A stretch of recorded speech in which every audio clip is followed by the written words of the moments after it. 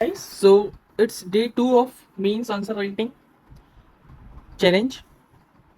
तो इसमें मैंने आपको कल इसके रिगार्डिंग ये लेक्चर पे डिलीवर करा था एंड उसके बाद एक क्वेश्चन दिया था, तो उसी के रिगार्डिंग क्वेश्चन है एंड जो पॉइंट्स डिस्कस करे थे उसी से ही क्वेश्चन है। एंड इसकी इंपॉर्टेंस है कि जो ये क्वेश्चन है 2016 में यूपीएससी में पूछा गया था 10 मार्कर में। तो ये क्वेश्चन क्या कहता है, पहले क्वेश्चन पढ़िए। Agriculture continues to remain the backbone of India. एक कीवर्ड है इसमें एग्रीकल्चर, एक कीवर्ड है इसमें बैकबोन। ये बोल रहा है कि एग्रीकल्चर जो है वो बैकबोन रहा है इंडिया की, ठीक है। इस स्टेटमेंट को हमने एक्सप्लेन करना है, साथ ही साथ बताना है कि क्या इंपॉर्टेंस रही है एग्रीकल्चर सेक्टर की इंडिया में, इंडियन कॉन्टेक्स्ट में। जब भी कल मैं आपको पढ़ा रहा था तो उसमें यही बोल रहा था कि हम बात कर रहे हैं इंडिया के कॉन्टेक्स्ट में। तो फॉर्मेट मैंने आपको पहले ही बता दिया कि कैसे लिखना है। जिसको नहीं पता है वो पहला आंसर राइटिंग डे 1 का चैलेंज देख लेना, उसमें मैंने और मेजरली डिस्कस करा है। तो इसके इंट्रो में आप कैसे स्टार्ट करेंगे, सबसे पहले आप एग्रीकल्चर को, या तो आप एग्रीकल्चर को डिफाइन करते हुए इंट्रो स्टार्ट कर दीजिए, या आप बताइए कि एग्रीकल्चर एक्सप्लेन कर दीजिए कि एग्रीकल्चर बैकबोन इंडिया की कैसे रहा है। तो इसमें आप सीधे बोलना है एग्रीकल्चर कंटिन्यूस, डेटा ओरिएंटेड लिखूंगा मैं, continues to be the backbone of India's economy by ensuring. अभी क्या क्या इंश्योर करता है, ये इंश्योर करता है फूड सिक्योरिटी को, और किसको इंश्योर करता है, एम्प्लॉयमेंट को। कल मैंने आपको डेटा भी दिया था इसके रिगार्डिंग, और भी बहुत सारी चीजों को इंश्योर करता है। और ये आप डेटा ओरिएंटेड लिखेंगे कि ये जो ये है ये कंट्रीब्यूट्स करता है, इट कंट्रीब्यूट्स रफली अराउंड 16 से 18% ऑफ जीवीए। अब ये जो ये रिपोर्ट है ये मैंने कहा पढ़ी, इसको सर्वे के लिए मैं डाल दूंगा ब्रैकेट में। ये मैंने पढ़ा इकोनॉमिक सर्वे में, कौन सी ईयर के, 2024 से 25 वाले सर्वे में, ठीक है। वो आपका इंट्रो बन गया, पूरे नंबर मिल जाएंगे आपको इसमें, ठीक है। अब क्या बोला गया है, अब बोला गया है कि इस सेक्टर की आपको इंपॉर्टेंस बतानी है। अब हम आते हैं बॉडी में। तो अब सबसे पहले लिखना आप इंपॉर्टेंस ऑफ एग्रीकल्चरल सेक्टर। तो कल मैंने आपको पूरा बताया हुआ था कि आप डेटा वगैरह डाल देना इसमें, ठीक है। तो अब इसमें पहला पॉइंट डिस्कस करते हैं कि क्या इंपॉर्टेंस है एग्रीकल्चर सेक्टर की। तो पहले इंपॉर्टेंस आ जाएगी कि लार्जेस्ट सोर्स ऑफ एम्प्लॉयमेंट है, लार्जेस्ट सोर्स ऑफ, ये पूरा लिखना आप, मैं आपको यहाँ पे शॉर्ट में लिख दे रहा हूँ। कितना कंट्रीब्यूट करता है, डेटा याद है, ये सपोर्ट करता है रफली अराउंड 46% ऑफ वर्कफोर्स। ऐसे छोटे छोटे पॉइंट लिखने होते हैं बस।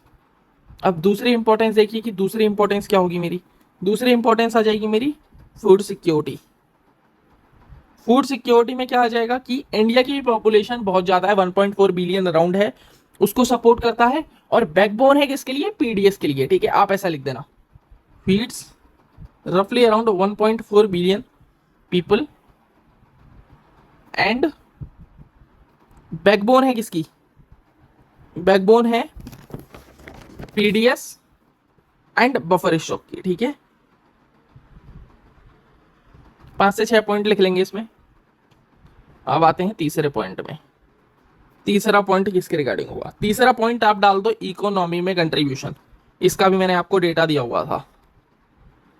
तो इकोनॉमी में कितना कंट्रीब्यूशन है इसका, 17%। इसी से हमने इंट्रो भी स्टार्ट करा था, कंट्रीब्यूट रफली around 17% of GVA.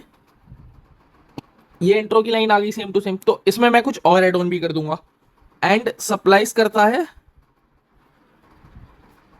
Raw material को to agro based industries. 2-3 line से बड़े पॉइंटर मत लिखना, ठीक है। चौथे पॉइंट में आ जाओ। चौथा पॉइंट आपका सीधे सीधे बोल दूंगा मैं, एक्सपोर्ट अर्निंग, क्योंकि एग्रीकल्चर को बाहर भी बेचा जाता है, फॉरेन रिजर्व वगैरह में भी कंट्रीब्यूशन है, तो उसी के रिगार्डिंग आ गया। एक्सपोर्ट अर्निंग में क्या करता है कि जो एग्रीकल्चर का एक्सपोर्ट था वो एक्सीड करा रफली अराउंड $50 बिलियन, ठीक है। तो बहुत ज्यादा इसने कंट्रीब्यूशन भी करा, ठीक है। सारे पॉइंट्स डेटा ओरिएंटेड है तो नंबर बहुत अच्छे मिलेंगे आपको। अब एक पॉइंट डाल दो जेनरिक, क्राइसिस बफर। इसका मतलब कि ये रेजिलिएंट रहा, आपने कोविड वगैरह पैंडेमिक की सिचुएशन में देखा होगा कि सारे सेक्टर भले ही सेकेंडरी हो भले ही टर्शियरी हो वो नीचे ग्रो होने लग गए थे, कि मतलब उनका ग्रोथ कम होने लगा था। बट एग्रीकल्चर ही ऐसा सेक्टर था जो रेजिलियंट रहा था। इसमें आप लिख देना remained resilient even during Covid 19 supporting economy. तो ये हो गया। आप एक इसमें वो भी पॉइंट लिख सकते हैं जो मैंने आपको बताया था कि फीड पॉपुलेशन को मैंने उसमें लिख दिया, आप एफएओ की रिपोर्ट करके लिख सकते हैं, ठीक है। तो हमने इसमें 5 पॉइंट डिस्कस करे, 5-10 नंबर का क्वेश्चन है क्योंकि ज्यादा बॉडी में जरूरत नहीं है। अब इसमें हम चैलेंजेस डिस्कस कर लेंगे। अगर आपको एक और पॉइंट डिस्कस करना है तो आप एक पॉइंट रूरल डेवलपमेंट में भी डाल सकते हैं कि रूरल इनकम और एम्प्लॉयमेंट को जनरेट करता है और प्रमोट करता है एलाइड सेक्टर्स को, जैसे कि डेयरी फिशरीज। अब चैलेंजेस सुन लो।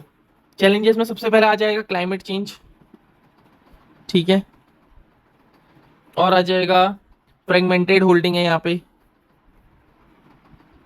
फ्रेगमेंटेड होल्डिंग है, कितनी है इसका डेटा डाल दो, रफली अराउंड 1.08 हेक्टेयर एवरेज है, ठीक है। फिर इसके बाद एक और चैलेंज डाल दो, एक चैलेंज होता है वाटर स्कैसिटी का। फिर इसके बाद एक और चैलेंज डाल दो, एक चैलेंज हो जाता है कि जो लैंड का मेरा एरिया है वो श्रिंक हो रहा है, श्रिंकिंग लैंड बेस। इस बार भी कितना हुआ था, रफली अराउंड 2% श्रिंक हुआ था, ठीक है। एक चैलेंज और डाल दो, और एक आ जाएगा कि प्रोडक्टिविटी कम है, भले ही एम्प्लॉयमेंट वगैरह इतना ज़्यादा है, मतलब एम्प्लॉयमेंट जो है मेरा वो 45% है, बट प्रोडक्टिविटी मेरी लो है, ठीक है। इवन आधी रफली अराउंड हाफ पॉपुलेशन इसी में डिपेंडेंट है, बट प्रोडक्टिविटी तब भी कम है। तो अब या तो आप कंक्लूजन में वे फॉरवर्ड लिख सकते हो, सीधे सीधे इनके सॉल्यूशन बता सकते हो कि ये कैसे सॉल्व होंगे, और या तो आप किसी जैसे एम एस स्वामीनाथन वगैरह हैं उनकी लाइन को कोट कर सकते हो। तो मुझे कोटिक वे में इंट्रोडक्शन कंक्लूड करना इससे ज़्यादा बेटर लगेगा, तो मैं इसे उसी वे में कंक्लूड करूंगा। देर वाई वी कैन से कि जो एग्रीकल्चर सेक्टर है remains central to India's inclusive growth. Keyword mention कर दिया मैंने, ठीक है। अब मैं बोल दूंगा एस एम एस स्वामीनाथन को मैं इसमें डालूंगा डब्बे में। सेड एम एस स्वामीनाथन ने क्या कहा है कि इफ एग्रीकल्चर अगर agriculture goes wrong if agriculture goes wrong nothing else will have chance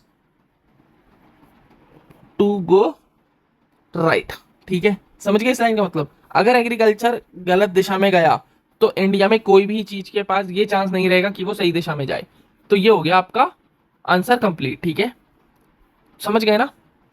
challenge भी मेंशन कर दिया हमने, कंक्लूजन भी बढ़िया तरीके से एम एस स्वामीनाथन जो कि ग्रीन रिवॉल्यूशन के फादर कहे जाते हैं उनके तहत जो कहा गया उससे कंक्लूड करा, तो इसमें आपको अच्छे खासे नंबर मिल जाएंगे। सबसे पहले हमने इंट्रो में भी आपको बताया कि डेटा मेंशन करा इकोनॉमिक सर्वे 2024-25 का, ठीक है। फिर इंपॉर्टेंस बताई एग्रीकल्चर सेक्टर की, इसमें भी हमने डायरेक्ट डेटा मेंशन करा है, ठीक है।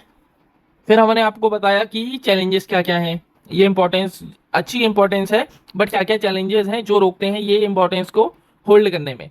फिर मैंने आपको कंक्लूजन बताया एकदम कोटिंग मैनर में। तो आपको ऐसी ही मेंस आंसर राइटिंग करनी है, जिस जिस बच्चे ने लिखा होगा ये आंसर कल लेक्चर में डिस्कस करा था, तो आप इसको टेलीग्राम ग्रुप में भेज देना मेरे, ठीक है। मिलते हैं आपसे अगले लेक्चर में।